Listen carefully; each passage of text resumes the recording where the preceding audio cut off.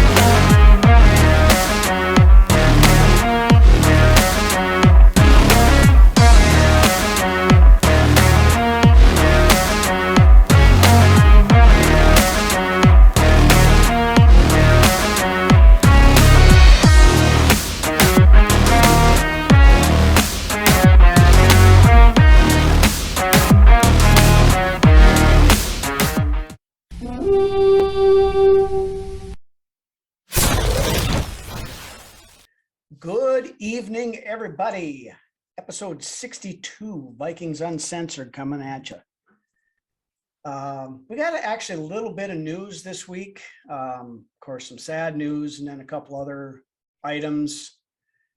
Then we're going to do viewer questions this week. We put it out on the Facebooks and all the social media stuff earlier in the week to take questions. So we got a bunch of those to go through for you guys. Of course, another one of our classic beer commercials. Brunswick's Best takes a look at number 62 later on here, and whatever else we come up with along the way. So with that, we will get started. Of course, we'll get the sad news out of the way first. Came out this weekend that former Vikings first-round pick Jeff Gladney was killed in a car accident. That was, I believe, early Monday. I think so. Yeah, I believe so.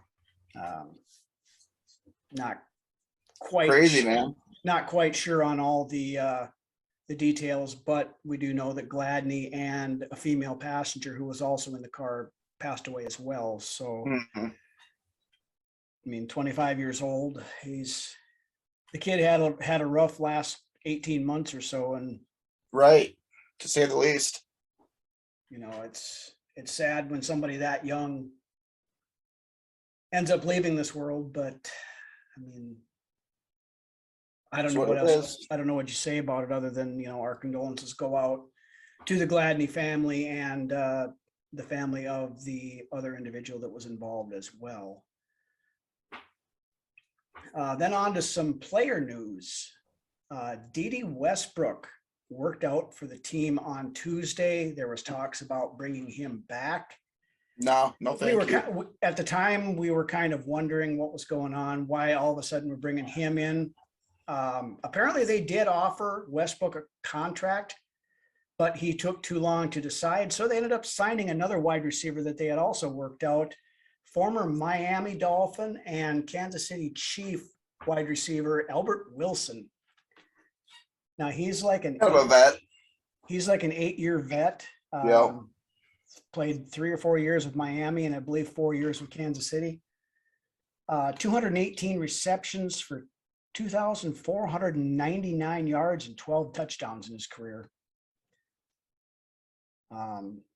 There again, like we were talking about, wondering why all of a sudden we're looking at signing wide receivers. Well, then on Tuesday night at Adam Thielen's charity softball event, second-year wide receiver Emir Smith-Marset came walking out in a boot on his leg, hobbling around pretty good the way it sounded.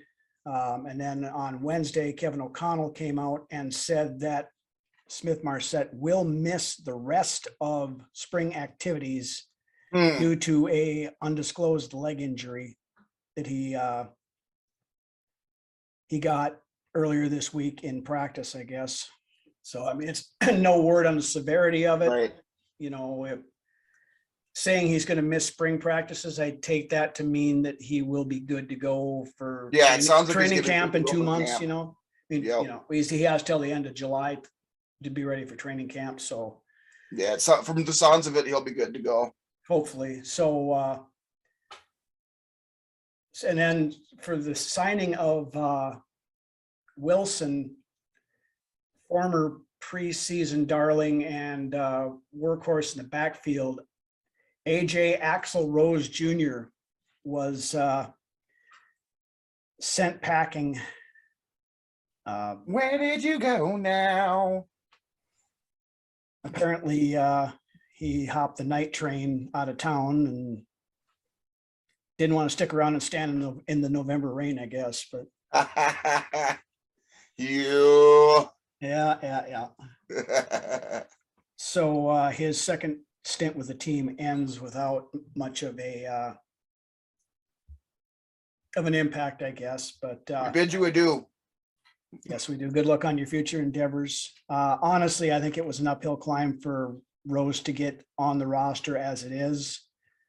A couple of these running backs that we drafted, the one we drafted, Chandler, and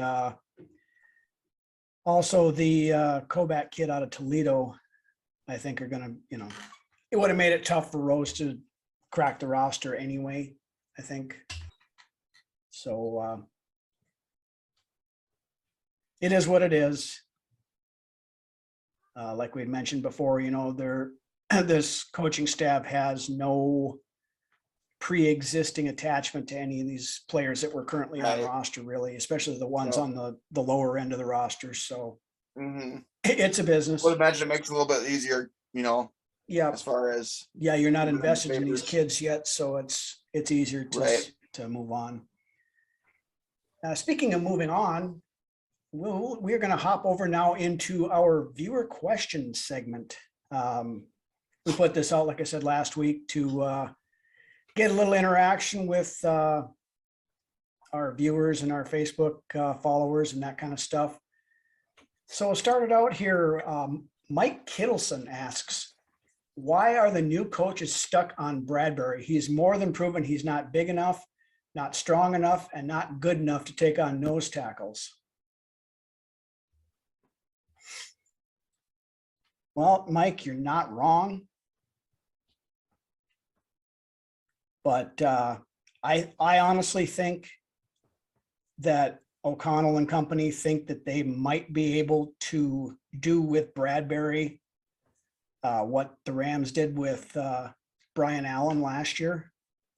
Before the last year or two there, Allen was considered pretty much a bust, like Bradbury has been. But now last year he played quite well. So I think that's their thought process. Now they did hedge their bets by not picking up Bradbury's fifth-year options. So I don't know. What do you think on that? He's a first-round pick. I think O'Connell just kind of wants to get a look at him too. Now that O'Connell's in house. You're right. They did it. Pick up that fifth-year option. So that's saying something right there too.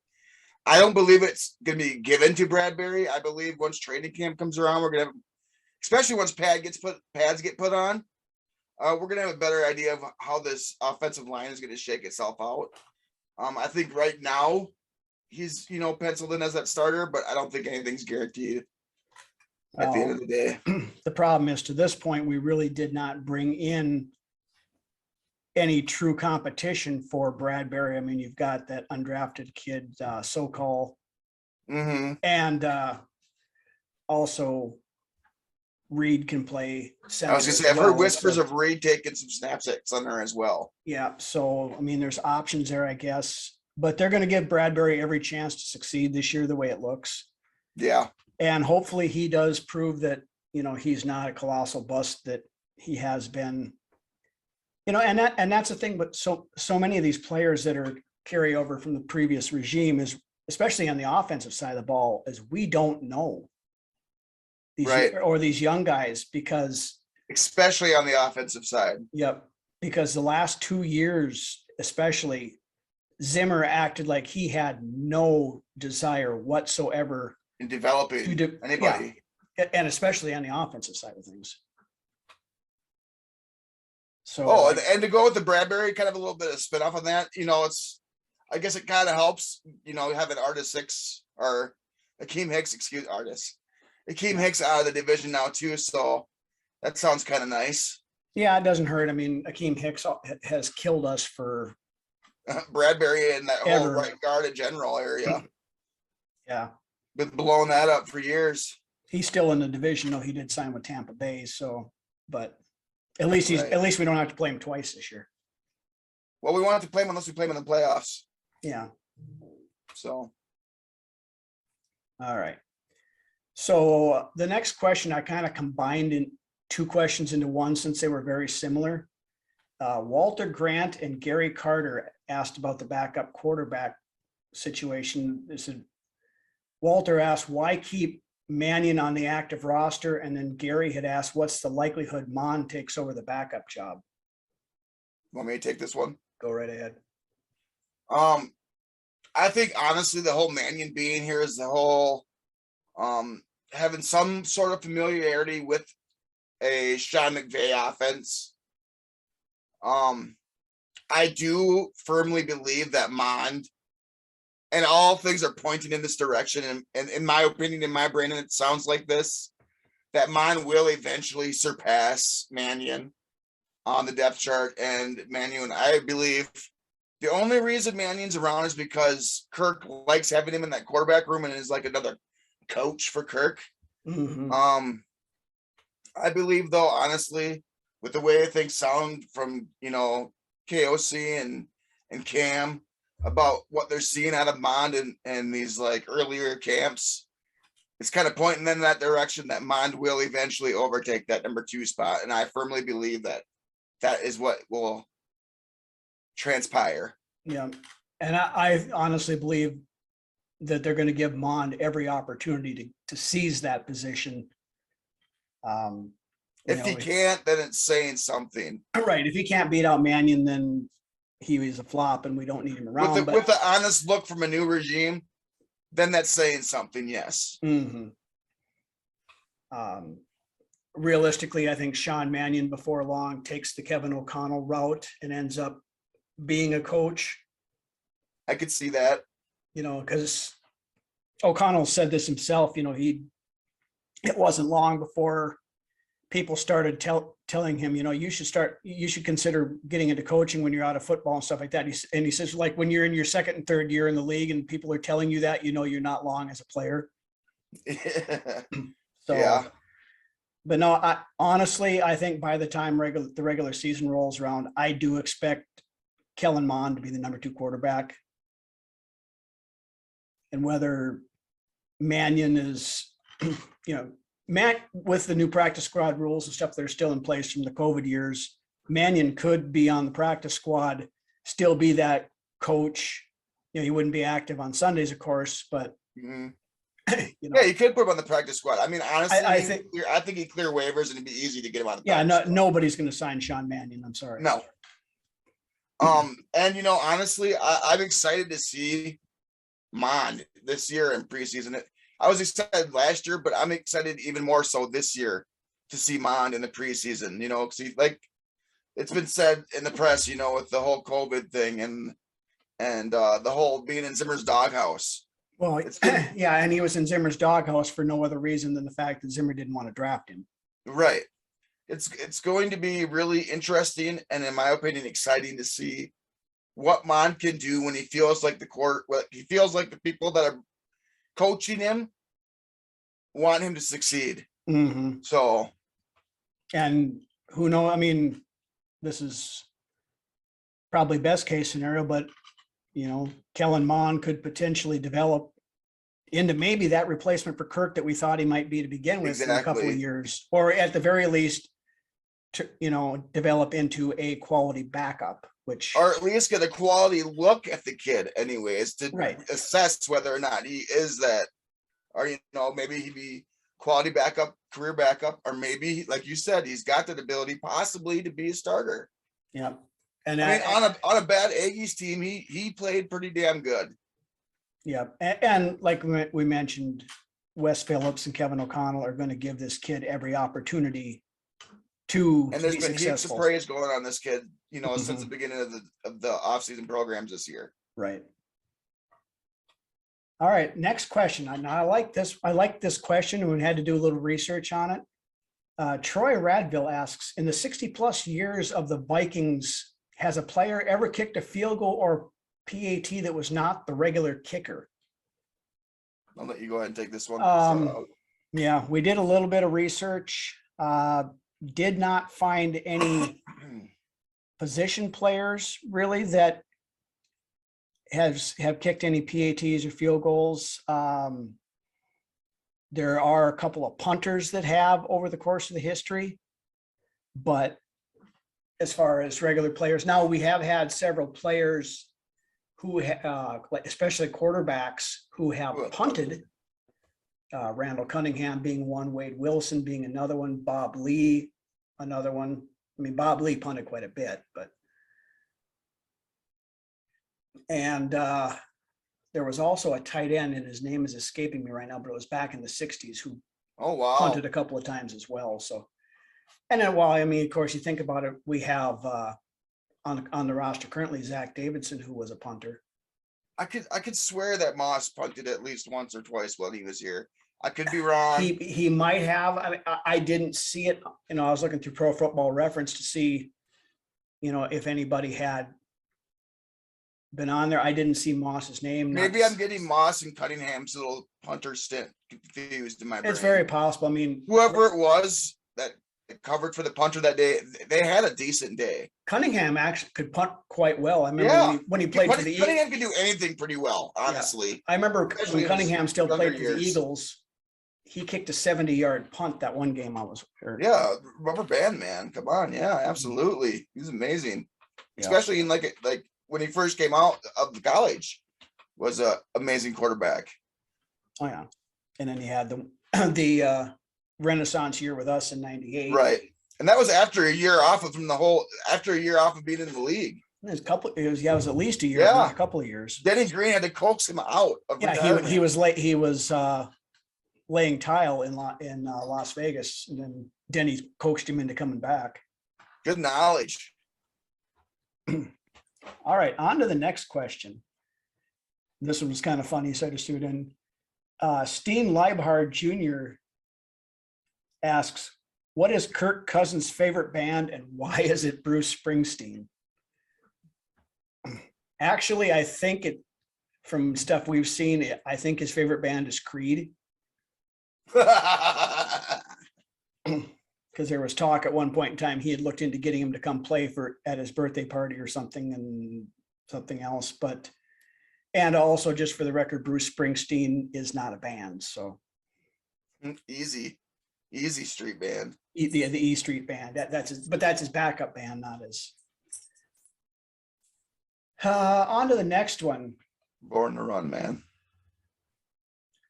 I never was a huge Springsteen fan. I mean, I don't mind his music, but I like the Born in the USA album. That had a lot of good singles on there. Yeah, I mean, it's him is kind of, for me, and I know I'm probably going to piss off some Minnesota people here, but kind of in that same boat. I never really got into Prince all that much either. Nah, I was never much into Prince either. I respected Prince. Yeah, hell of a musician. In my opinion, was kind of fruity. In my opinion, and I love. He was a different cat. Yeah, there's no question. Yes, he wasn't my cup of tea. No, mine is. I mean, and like I said, I can respect him as a musician and still not be. I can respect what he did too. A big fan, but. And him as an entertainer, I can respect that as well because he was a hell of an entertainer, and his Super Bowl performance ranks right up there. I mean, with the big phallic guitar he had and whatever else. Yeah. Yep. You know, between him and Michael Jackson, their Super Bowl halftime shows were excellent in my opinion. So, and they were both kind of fruity in their own rights. Right. And we'll leave it at that. Move on.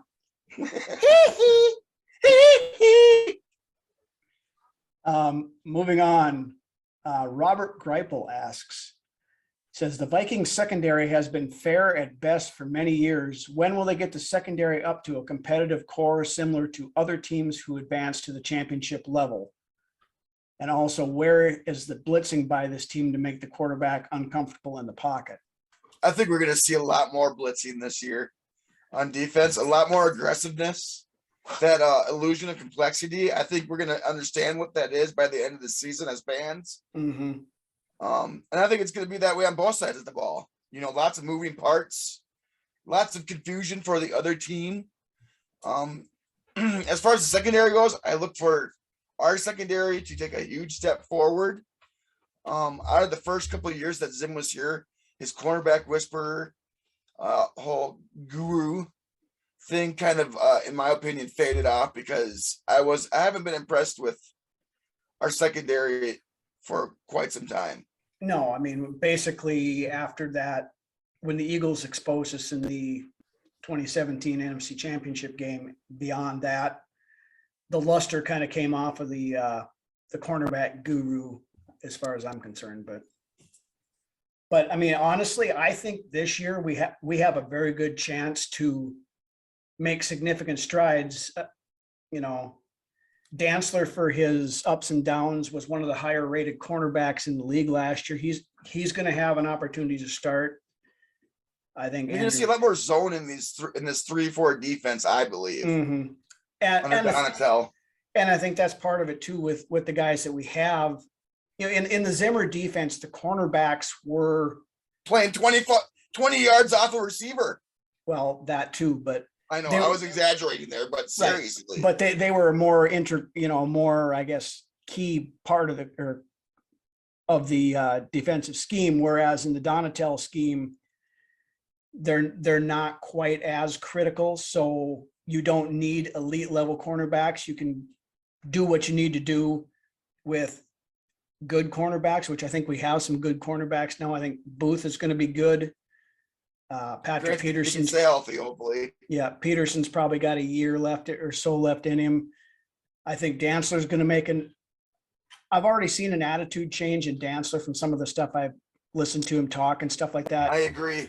When he's not starting out the year in the doghouse like he did with Zimmer last year. The only thing that concerns me with Dantzler is just his size, in my opinion. He has been hitting the weight room, and I think he's put on like 10 pounds since last year, or since his rookie year anyway. He's got skills, man, and the dude can make plays. And if his confidence makes its way back up there, watch out, because that kid, with playing with the confidence, is dangerous.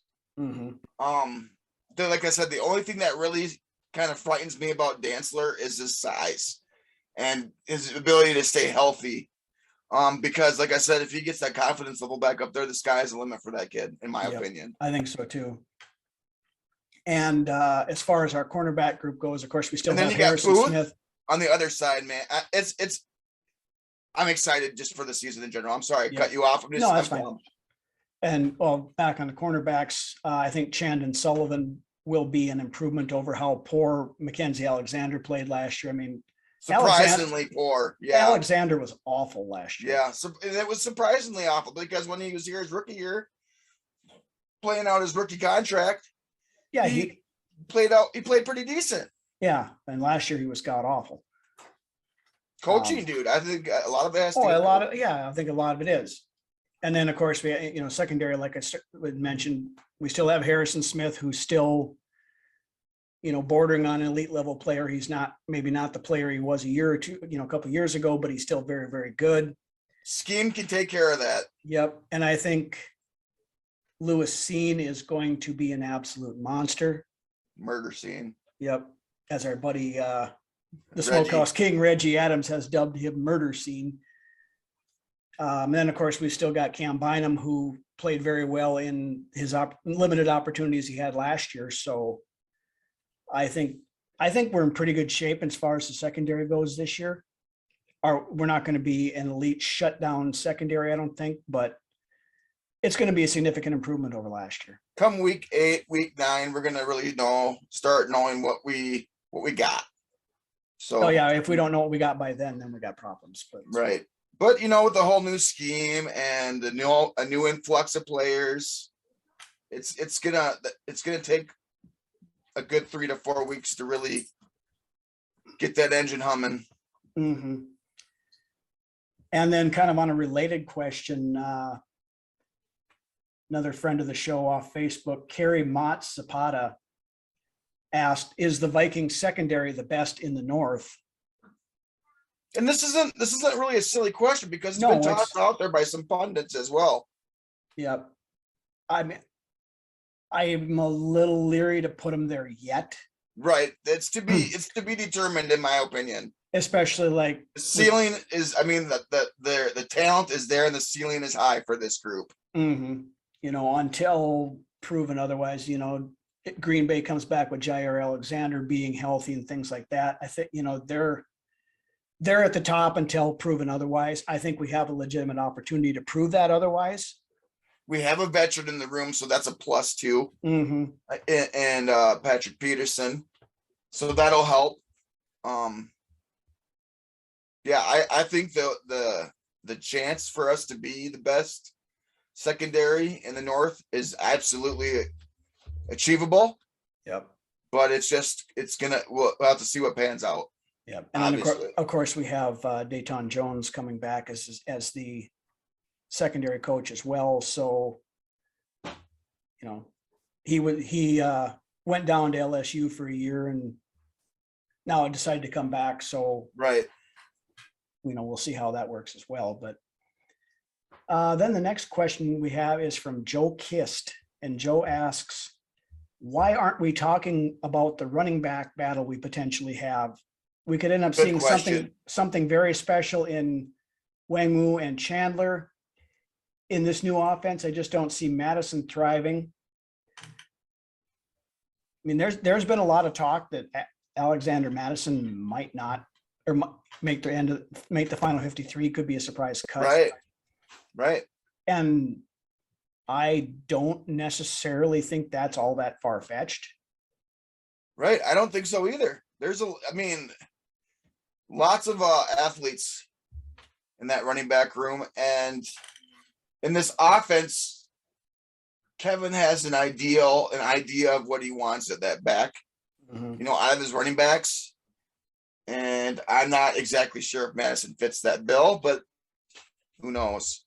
Right. I mean, I think, you know, Ty Chandler has the potential to make a real push for that spot. You know, like I mentioned before, the Kovac kid out of Toledo, I really like what I've seen watching his tape. I think that kid's going to surprise some people.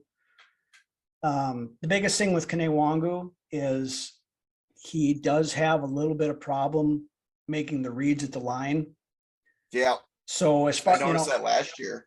So, I mean, and of course, last year coloring book, Clint had him running up the freaking gut like he was Alex Madison, who's, you know, is twice his size. Remember when we had Michael Bennett doing that shit? Yeah. Man. You know, Wangwu reminds me of Michael Bennett, but with more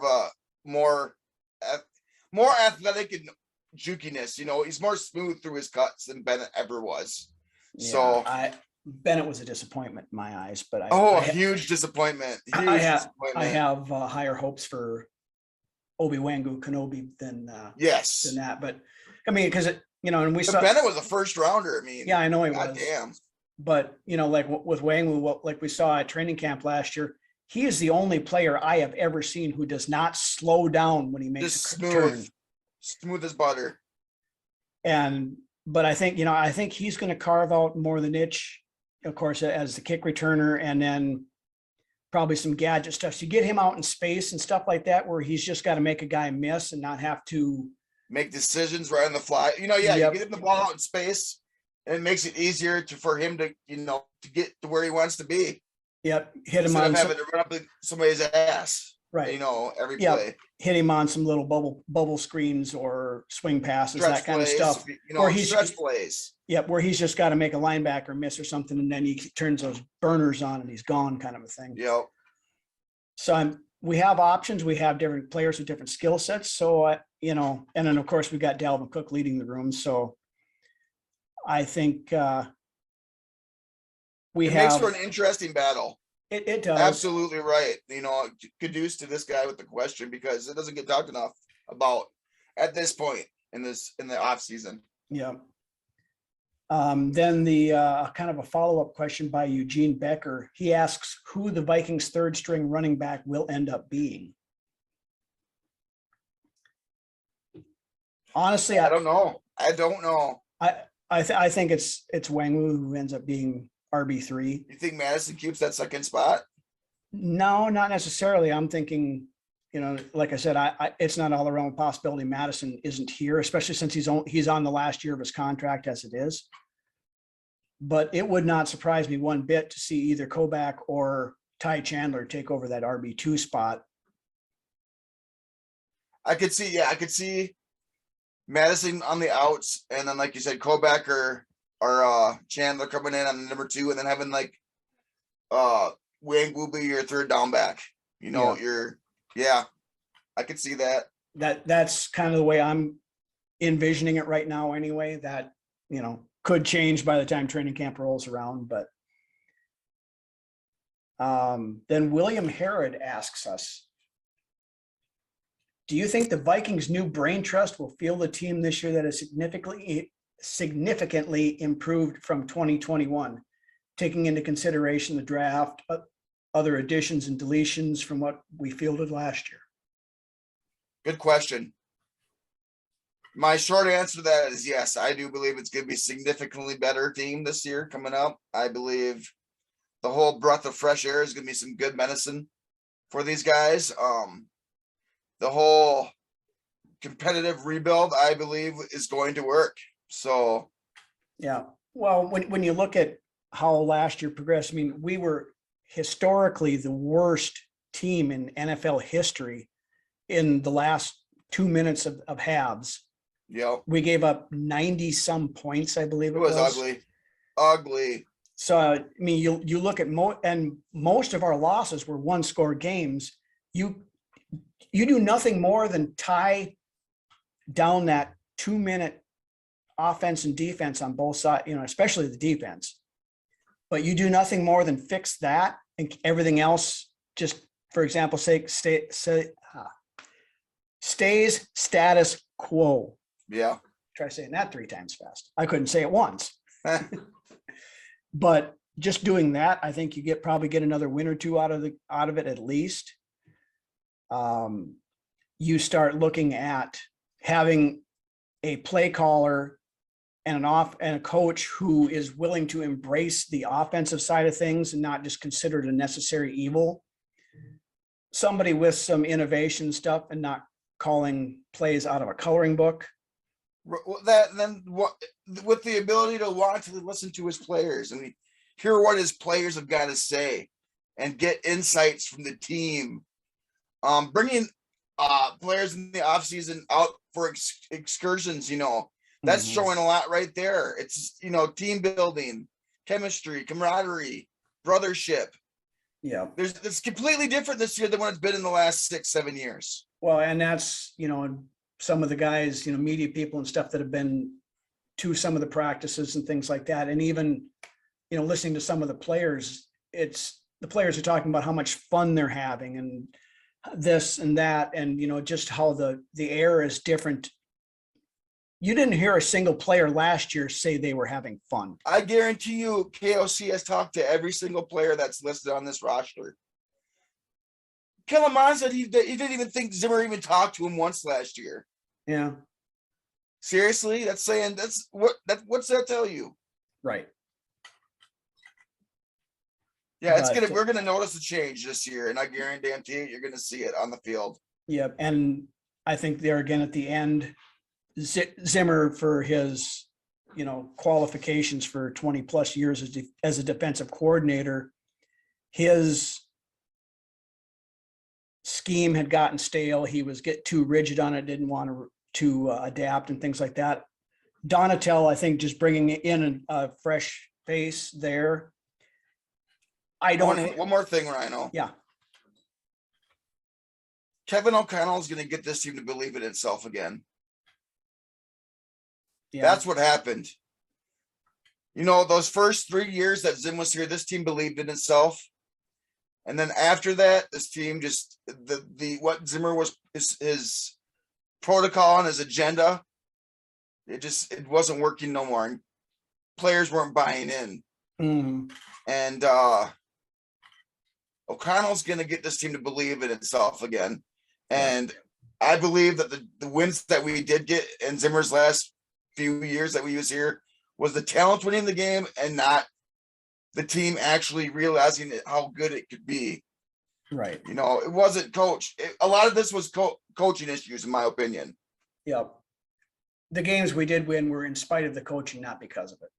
Right. And when you get a coach that's calling plays and you're like, yeah, especially on offense, like Jefferson, when he's getting an offensive play caller that like an offensive minded coach that knows what he's doing, it's going to get him excited. He's going to be, you know, it's going to show. It'll show. Mm-hmm. Well, and I guarantee you, had Kevin O'Connell been the coach the last game of the year last year, they'd have done everything in their power to get Justin Jefferson that last 17 yards he needed. You know, it's when you start showing the players that you believe in them, they'll believe in you.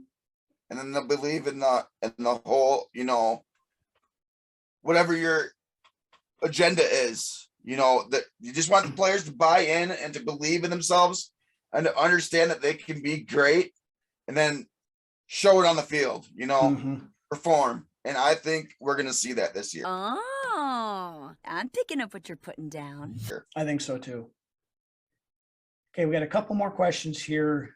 This one comes from our unofficial brand ambassador and somebody been with us since the very end. Miss Mary Fisk asks, she said, name one rookie you believe has a great chance to be a starter for the Vikings.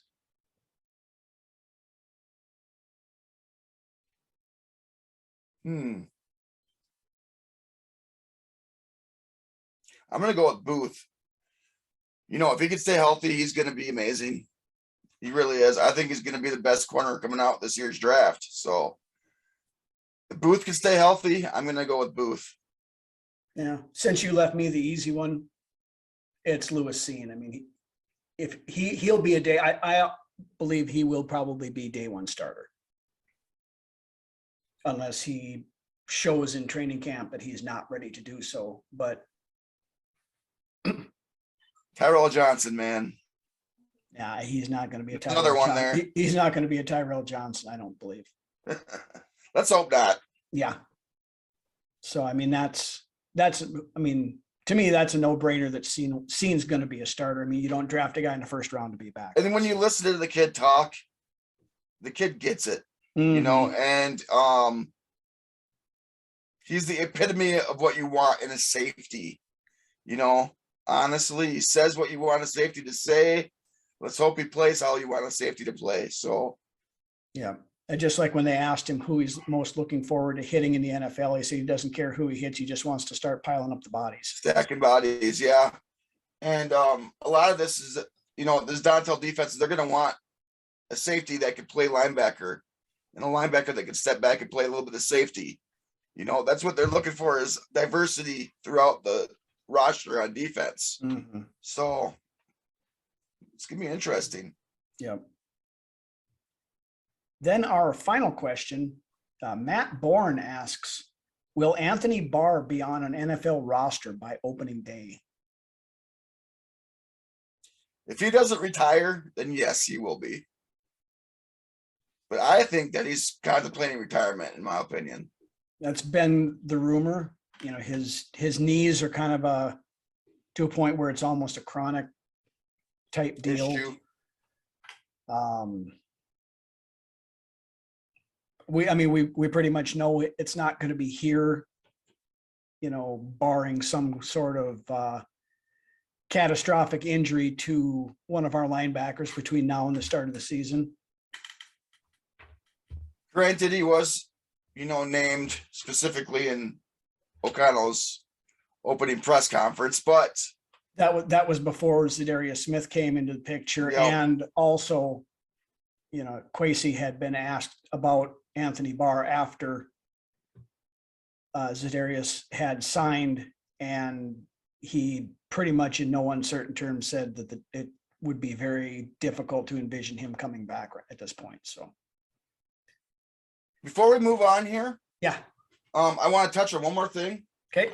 Kind of going off that Garrett Bradbury thing. I've been hearing a lot of people wondering about why we haven't signed JC Treader. Oh, our buddy Drew is going to love this question or this comment. In my opinion, Questy came from Cleveland. You know, I think Questy knows a little bit more than what obviously we as fans know about what's going on with Treader and where his knees and ankles are at. Because from my understanding, it's his knees. He has. Okay, from my understanding was that he wasn't practicing; he was just playing come Sundays. So I mean, I think Questy. I think if we really wanted Treader, we would have picked him up already. Especially with the rumors that Treader would like if he decide or would like to play for the Vikings. We're on his short list of teams. So yeah, right. So I think if we wanted him, we would have went out and got him already. I think there's a reason we haven't yet, and I believe Questy knows that. And I mean, I'm not against it, but I think there's a lot more there than what meets the eye as far as what's going on. Yeah. With now, JC Treader. Now, say Garrett Bradbury completely stinks it up in the preseason kind of thing. I don't think the door is completely closed on Treader.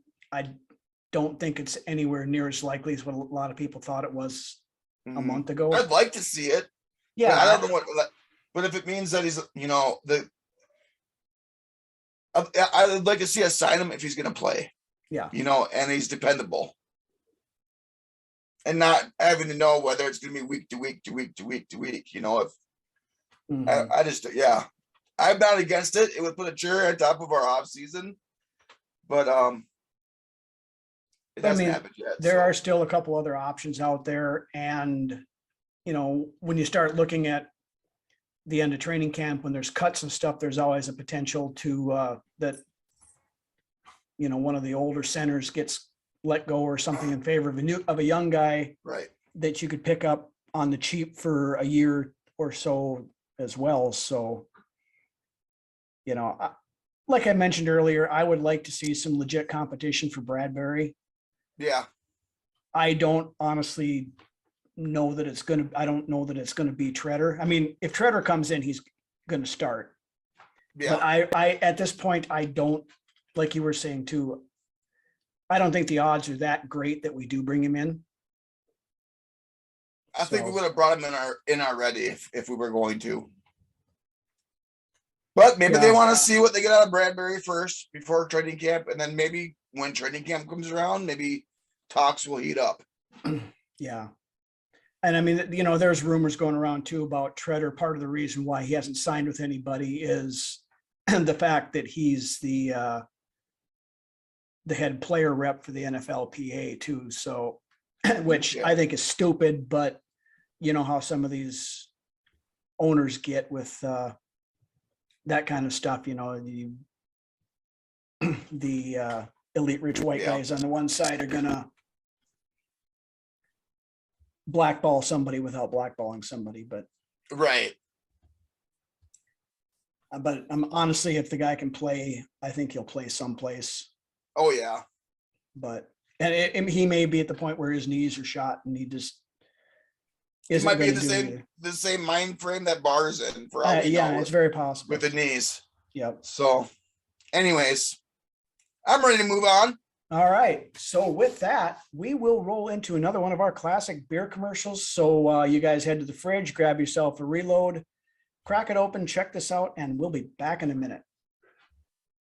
Cater, I entertain a lot of very important people, so I want to make a good impression without a lot of cleaning up. Let's ourselves great tasting Schmidt in Big Mouth barrel bottles. Schmidt Big Mouth is in a glass by itself. Cater? Stupid. Cater? Pop. A Big Mouth tonight. A Schmidt Big Mouth. Thank you, ladies and gentlemen. And now let's welcome the new big mouth from the great Northwest. The one with the wide open style that really lets you have it. Schmidt's Big Mouth. And as your big Big Mouth, I propose Schmidt Big Mouth, a great new drinking mug from Schmidt Beer. Don't just talk about it. Open wide and say, ah. All right, we are back, and now we come to one of my favorite parts of the show again. This week, looking at number 62 with Brunswick's Best. So who do you got for us this week there, Mr. Brunswick? Mr. Brunswick. I got 2 for us this week. All right. What could have 3? I could throw Ryan Cook in there, but that guy drove me bonkers. That was the first Dakota Dozier in my book. So that's your dishonorable mention this week. That is definitely my dishonorable mention. I think his rookie year he did okay. After that, he was just I don't know. I didn't care for the kid. So his stay here was a little bit overextended in my opinion. Okay, so kicking things off. We'll start out with Mr. Jeff Christie himself. He was drafted 91st in the 4th round out of Pittsburgh by the Phoenix Cardinals in the 92 NFL draft. Christie never played the game for Arizona, being he was cut before the start of his rookie season.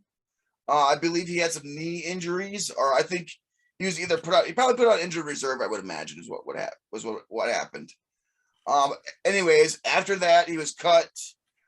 Christie missed the entirety of that 92 season, before being signed by our very own Minnesota Vikings in 93, where he played until 1999. Now, Christie took over the starting job in 94 and missed just 4 starts over the course of 6 years. He was a first-team All-Pro in 98 and in 99, and he made the Pro Bowl in both of those years as well. Unfortunately, he was released in the same salary cap purge that saw the team drop Randall McDaniel, and the pair of them eventually went on to Tampa Bay, and they were able to get themselves a ring. So, fantastic there. Thankfully, we had Matt Burke in the wings, and he was able to make the transition from backup center to starting center pretty seamless, unlike in recent memory. So, Jeff Christie, you get a mention this week. Moving along with a big mention, old school player. I'm sure Drew and all the old school people got to watch these guys. Are this guy in particular? Ed White. Now, Mr. Ed White began his professional football career with the Minnesota Vikings after being drafted in the 2nd round of the 1969 AFL-NFL draft. He is one of 11 players to have played in all 4 Vikings Super Bowl appearances between 69 and 76. Now, before the 78 season, he was traded to the San Diego Chargers, with whom he played until 1985, when he retired after 17 years and 241 games. Mainly used at guard, he was selected to the Pro Bowl 4 times. Charger quarterback Dan Fouts has been vocal about endorsing Ed White for the Hall of Fame. Dan Fouts said when he retired, nobody had played in more games as an offensive lineman than Ed did. They don't have many statistics for offensive linemen other than Pro Bowls and Super Bowls. But Ed would be a leader. He was one of the most feared offensive linemen in the game. You talk to guys like Howie Long and Matt Millen, who had to go up against Big Ed, and they hated it. They absolutely hated it. Now, Chargers center/guard Dennis McKnight has called White probably the best all-around offensive lineman in the league in terms of run blocking and pass blocking. Kansas City Chiefs offensive tackle Kyle Turley, at one point, Kansas City Chiefs tackle, had called Ed White the best coach he had ever had. After retiring from the NFL, White worked as a football coach and also an artist on the side. He actually still does artwork now. So. Right. Indio High School named their football field Ed White Stadium in his honor as a testament to his impact at every team he played on. In 2015, Ed White was selected to the Pac-12 All-Century football team. Oh, and one last tidbit. In college, White played for the University of California, Berkeley Golden Bears. He was a nose guard for the famous bare minimum defense that allowed opponents an average of only 3.6 yards per play. White was selected a consensus All-American player in '68 for the defense. And he was drafted as a guard on offense. Mm-hmm. So the dude knew football and could play both sides, which a lot of those old school players could. Yep. But that, my friends, is the best to ever wear 62. All righty. With that, that's really all we've got for this week. Want to thank again everybody for tuning in, for following us on the Facebook, for providing the questions for this week. If we didn't get to yours, we're going to try to keep a hold of the ones that we didn't get to, and we'll do more viewer questions shows this summer as we go along when we're needing stuff to fill showtime with, I guess. Again, if you're just finding us now or have been watching for a while and haven't taken that plunge, hit that red subscribe button down below. It helps us out a ton. If you're out on the road, out the lakes, things like that, you can catch our audio version on all of your favorite audio You don't have to watch us, podcasts. you can listen to us. Right. You can be sitting out in the boat fishing, listening to us if you want to. But again, want to thank everybody. With that, why don't you take us out of here, Lance? Once again, episode 62. Thanks for all your support. I love interacting with you guys on all the platforms, Facebook, TikTok, Instagram, the YouTube show, of course. the YouTube show, of course. I love interacting with the fans. I have been a lifelong Vikings fan, but I didn't really start intermingling with the fans on the internet until we started this podcast, you could say. So it's been a really eye-opening experience, and I appreciate it. There's some crazy people out there, that's for sure. But all power to them. Thanks again for taking part this week in the viewer questions. We appreciate that. We're going to need that later on too, as well, like Rhino was saying. With that being said, stay safe, make smart decisions, don't do anything stupid this weekend, and we will see you next week. All right, we'll see you guys.